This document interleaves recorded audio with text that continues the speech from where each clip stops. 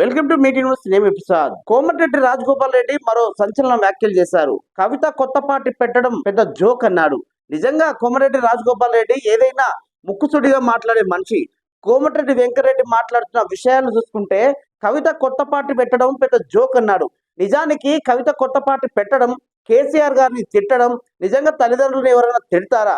రాజకీయాల కోసం కన్న తల్లిదండ్రులని రోడ్డు పాలు చేస్తారా? ఎందుకు ఈ విషయాలు అనవలసి వచ్చింది? నిజంగా కల్వకుంట్ల కవిత కొత్త పార్టీ పెట్టిన తర్వాత కుటుంబ సభ్యులనే ఒక సమావేశంలో, ఒక వేదిక మీద, ఒక ప్రెస్ మీట్లలో కూడా కన్న తల్లిదండ్రులను తిట్టే ప్రయత్నం చేస్తూ ఉంది.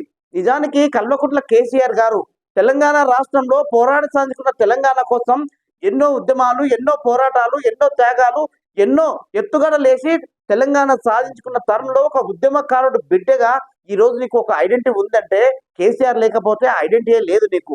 ఆయనని అన్ని మాటలు అనవలసిన అవసరం ఏముంది?